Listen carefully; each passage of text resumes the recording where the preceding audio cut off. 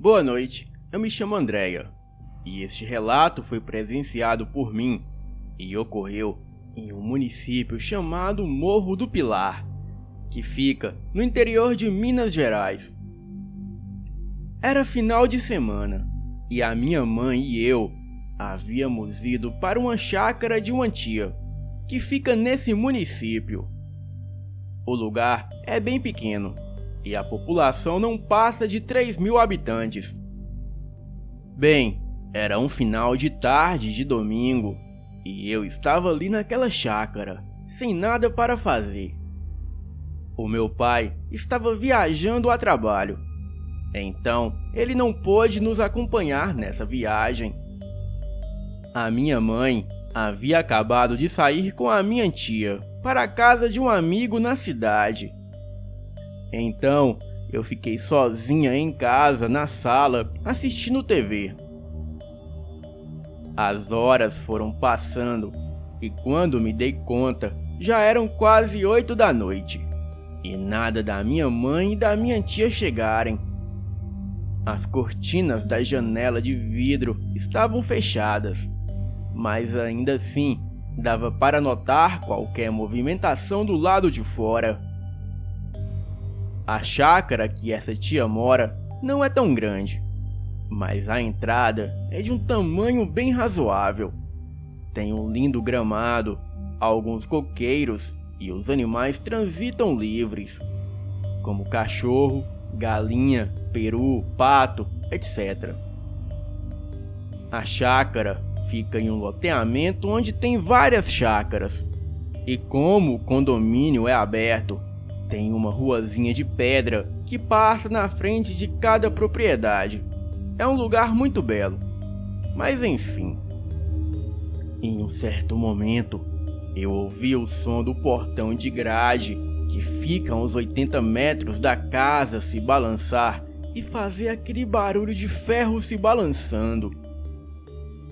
Em seguida, eu escuto algumas motos e logo começa uma gritaria. Me levantei e fui até a janela. Abri a cortina e de imediato eu vi ali, além do meu jardim, um homem que tentava pular o portão da casa da minha tia. E mais à frente, 2 motos paradas com 3 homens descendo das motos e mandando aquele homem que estava em cima do portão descer. Achei que os motoqueiros estivessem atrás daquele homem por ele ser algum bandido perigoso. Então me senti até aliviada, pois imagina se ele conseguisse entrar na chácara. Pois como eu estava sozinha, eu fiquei muito assustada. Os cachorros latiam do lado de dentro. Então, um dos homens puxou o rapaz de cima do portão, o derrubando no chão. Eles xingaram aquele rapaz de vários palavrões. Fiquei horrorizada com a cena, mas sabia que tinha um motivo para aquele rapaz apanhar. Pois um dos homens falou enquanto batia nele. Você vai aprender a nunca mais perturbar ninguém. Eu, muito assustada, comecei a fechar a cortina, quando o poste da rua piscou e eu ouvi outra buzina de moto. Olhei novamente e vi uma motoqueira, e essa se identificou como civil e moradora do condomínio. Ela sacou a sua arma e mandou os homens se afastarem do rapaz. Bem, eu estou deduzindo os fatos pelas vozes e barulhos que faziam lá fora, pois estava muito escuro, e a luz do poste não iluminava o indivíduo que outrora apanhava. Somente o farol das motos iluminavam o local. Porém, isso fazia piorar a visão, pois como o farol é forte, só dava para ver as silhuetas das pessoas de longe. A mulher, que havia se identificado como policial civil, mandou que os 3 homens subissem na moto e se mandassem dali. Ou se fosse preciso, ela atiraria. Bem, houve uns 5 minutos de bate-boca, e os homens tentavam se justificar de algo contra o rapaz, e não apresentavam nenhuma ameaça para a mulher. Bem, eles pegaram as motos e foram embora. A mulher perguntou ao rapaz se ele estava bem e o que aconteceu. Ele disse que era uma tentativa de assalto, mas ainda bem que ela apareceu. Eles conversaram mais, porém não deu para ouvir direito por causa dos latidos dos cães. E por incrível que pareça, os cães só latiam na direção do rapaz. Achei que deveria ser pelo fato dele ter tentado pular na casa da minha tia, e por isso os cães marcaram ele como uma ameaça. Bem, eu acho que ele pediu ajuda, e a mulher o levou para casa, provavelmente para chamar uma ambulância ou sei lá. Pois o homem estava bem machucado devido à surra que havia levado. Essa moça morava a uns 300 metros da casa da minha tia, e eles saíram de lá e eu voltei a ver TV. E como a minha mãe não havia chegado, eu liguei para ela e perguntei se ela ia demorar. Aproveitei também e contei o ocorrido. Então, ela disse que chegava em meia hora, mas esse meia hora levou quase 2 horas. Eram quase 9 da noite e eu escutei 2 disparos. Mas como veio de longe, eu julguei que seriam fogos ou até mesmo uma bomba. Afinal, aquela região sempre foi tranquila. Bem, eu não dei muita importância para aquilo. Mas por volta de 22h30, de repente, a janela tremeu, como se alguém a tivesse tentando abrir. Levei um susto, mas julguei que fosse o vento. Afinal, aonde a minha tia mora venta demais, e as portas e janelas costumam tremer bastante. O estranho era que antes não estava ventando, mas fiquei a pensar que foi somente uma rajada de vento e nada demais. Afinal, se fosse alguém desconhecido, os cães latiriam. Porém, a coisa toda começou a ficar estranha quando ouvi bufadas em volta da casa, como se um boi tivesse tentando invadir a propriedade. Abri a janela muito rápido e o que eu vi, eu confesso que me assombra até os dias de hoje. Bem, eu não sei do que posso chamar aquela coisa, pois não há nada nesse mundo que defina aquilo. Mas posso dizer que era algo semelhante a um cão enorme e muito magro. Pelos ralos e negros cobriam o seu corpo por completo. As suas orelhas eram em pé, e as suas patas eram enormes, e os joelhos eram como se fossem invertidos. E os braços eram tão longos que quase se arrastavam no chão. Também devido à criatura andar envergada. Reparei que os 2 cães se esconderam no canil e grunhiam baixinho de medo. Aquela criatura olhou diretamente para mim e parecia estar ferida. Então, numa agilidade absurda, aquilo pulou o portão, que deveria medir uns 2 metros com muita facilidade, e desapareceu na escuridão. Alguns minutos depois, eu ouvi o som do carro da minha mãe estacionando. Coloquei a cabeça para fora mais uma vez e a vi com a minha tia, já descendo do carro. Chamei por ela e antes de entrar em casa, ela foi até mim. Ela estava pálida e com a cara de choro, e eu fiquei preocupadíssima. Ela disse que havia uma movimentação na casa da Odete. Odete era a vizinha da minha tia, e parece que algo havia acontecido com ela. E mais tarde, quando a polícia chegou, e recolheu o depoimento das pessoas, descobrimos que aquela mulher que estava protegendo o rapaz dos motoqueiros havia sido morta. Ela não era policial, mas portava arma de fogo. Ela também era casada com outra mulher, e quando a sua parceira chegou do trabalho, se deparou com ela dilacerada no chão da cozinha. Eu digo dilacerada para não dizer outra coisa e o relato ficar pesado. Mas depois de recolher todas as evidências, ficou claro que ela foi morta pelo rapaz que outrora ajudara. Sim, eu sei que foi ele o autor daquela tragédia. Mas eu tenho certeza que aquele homem era um lobisomem. Pois como posso explicar o corpo da mulher dilacerado? E como explicar aos motoqueiros querendo dar cabo nele? E também aquela criatura horrenda ferida no meu quintal? Bem, ficamos todas chocadas com a tragédia. Os meus primos estavam passando o fim de semana com o pai, porque a minha tia é divorciada. Mas quando eles chegaram na segunda-feira de manhã, eu contei tudo para os três, e eles acreditaram em mim. Depois do velório da vizinha, voltamos para casa. Rezamos por ela e acendemos algumas velas. As minhas amigas, quando eu contei o ocorrido, elas acreditam que o rapaz era o lobisomem. E quando ele invadiu a chácara da minha tia, foi para tentar se ocultar da cena do crime, que logo seria ligado a ele.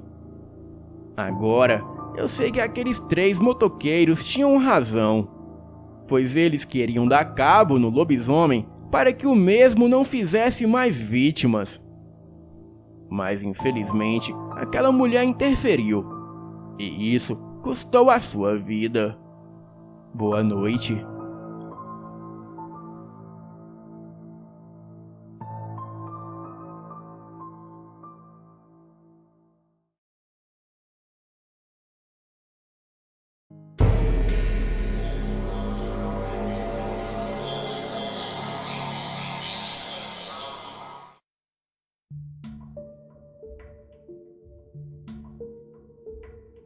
Olá!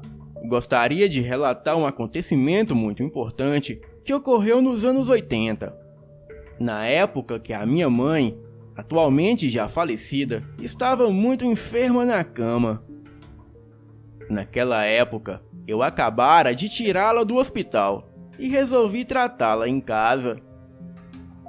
Ela estava com enfisema pulmonar e já respirava naquele tempo com um balão de oxigênio que ficava na cabeceira da cama dela, permitindo que ela respirasse melhor. Os seus pulmões já estavam deteriorados pela doença. E em casa eu tomava conta dela, pois já sabia como mexer e regular o oxigênio para fazê-la respirar. Mas antes, ela ficara no hospital. E lá, eles disseram que ela não resistiria muito tempo. Bem, eu trabalhava na época, sendo que a empregada tomava conta dela durante o dia. E à tardinha eu estava de volta, permitindo que a empregada fosse embora e retornasse somente na manhã seguinte. Assim, foi se passando o tempo. Eu ali cuidando dela à noite e a empregada de dia. Raramente recebíamos parentes para visitá-la. Até mesmo meu irmão quase não aparecia. Ela só contava comigo e com a minha irmã que aparecia por lá. Mas também não tinha tempo. O oxigênio era trocado mais ou menos de 2 dias em 2 dias. E geralmente era trocado durante o dia. Mas com o tempo, a minha mãe foi piorando, e o cilindro não tinha hora para acabar. Aonde encomendava o oxigênio era em um bairro mais ou menos perto, e de lá vinham 2 rapazes entregar o cilindro, sendo que para levá-lo até o quarto, eles tinham que descer umas escadas para novamente subir para o sobrado, e assim chegar ao local onde ele seria instalado. Bem, certa noite eu percebi que o balão de oxigênio estava quase vazio, e ele não aguentaria até a manhã seguinte. E já eram quase 2 da madrugada. Resolvi então telefonar para a clínica, que mandava em casa o cilindro de oxigênio cheio, pois a minha mãe não podia ficar sem ele. Bem, eu fiquei aflita ao ver que não daria para chegar de manhã. Então resolvi telefonar e pedi que alguém trouxesse um cilindro cheio em casa. Mas o rapaz da empresa que atendeu a ligação me falou que ele estava sozinho e perguntou se tinha alguém para ajudá-lo, pois caso contrário, ele sozinho não poderia entregar o cilindro e colocá-lo no lugar apropriado. Na minha aflição, vendo o estado em que a minha mãe se encontrava, eu disse que sim. Mas na verdade, só havia eu e a minha mãe em casa. E quando a Kombi chegou, eu desci as escadas e falei para o rapaz que não tinha ninguém para ajudá-lo, mas que eu faria de tudo para pegar o balão junto com ele. E foi quando ele me disse que eu não aguentaria o peso, pois realmente nem sairia do chão. E foi quando, ao olhar para um canto da rua, eu vi 2 homens de terno preto e óculos escuros na noite. Eu achei estranho, mas fui lá pedir ajuda para eles, pedindo que fizessem aquilo por caridade. E foi quando um olhou para o outro e falou assim: o que você acha?" E o outro respondeu: "Bem, isso não é problema nosso, mas vamos abrir uma exceção." Me senti aliviada com aqueles 2 homens que logo pegaram o cilindro de oxigênio, sendo que até o rapaz da empresa se afastou. E quando eles foram carregando o oxigênio, eu senti um arrepio muito forte. E reparei que as roupas deles eram ternos pretos, e os 2 vestiam luvas pretas também. Bem, eu fui ficando meio apavorada, pensando em muitas coisas, enquanto eles desceram as primeiras escadas e subiram a outra, que daria para o sobrado. Bem, isso sem eu falar nada, porque quando os vi com aquelas roupas e luvas pretas, eu fui andando atrás e ficando meio apavorada. E logo eles subiram as escadas, e ao abrir a porta, eles viram a minha mãe em seu leito e muito magrinha. Então, eles colocaram ao seu lado o oxigênio, e isso sem dar uma palavra. E assim que colocaram o cilindro no chão, eu percebi no dedo de um deles um anel prateado escrito Descobre de preto. Mas na época eu nem sabia o que era isso. Então eu nem dei importância para isso. Mas logo o homem moreno disse ao mais branco: "Vamos embora, 037. E assim saíram logo em seguida, sem sequer olharem para mim. Eu ali, com o coração batendo forte de medo, fui atrás deles e falei obrigada por tudo. E eles não deram uma palavra. E quando fui na janela, não os avistei mais, pois eles desapareceram como o vento. O motorista da Kombi pensou que eles levariam o carro dele. Correu até lá, mas não viu ninguém, pois os 2 homens haviam sumido como por encanto. Achei que se eles fossem das trevas, eles vieram ali fazer uma caridade. e só me lembrei daquelas palavras que eles disseram. O que você acha? De um para o outro, e o outro respondendo. Bem, isso não é problema nosso, mas vamos abrir uma exceção. Fael, eu já havia enviado esse relato antes para vários outros canais. E de fato, ele saiu em 3 canais diferentes. Mas na época, o Elite Oculta nem existia. E eu não havia mencionado o fato do Anel da Descob.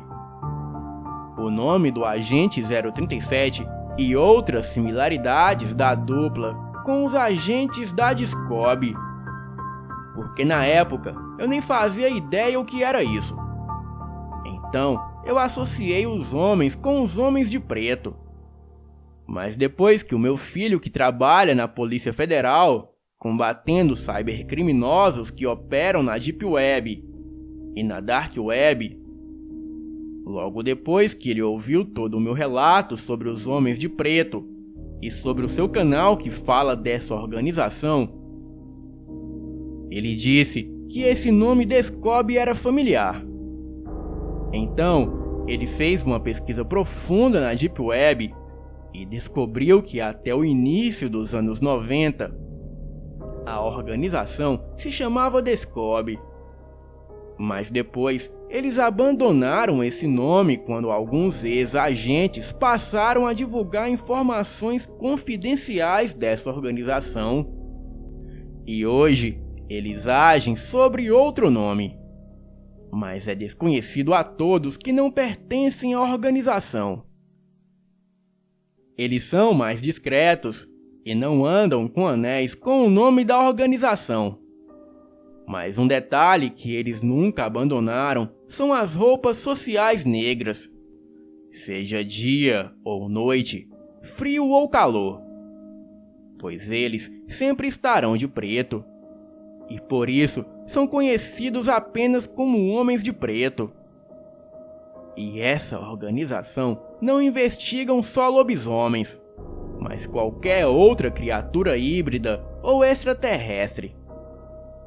E para finalizar, isso é perigoso para você revelar, Fael. Pois os homens de preto estão por trás do desaparecimento das centenas de esqueletos de gigantes pós-diluvianos que arqueólogos descobriram. E inclusive ficaram por anos em exposição em museus. Mas sumiram misteriosamente, sem os maiores museus do mundo prestar nota de esclarecimento. Boa noite.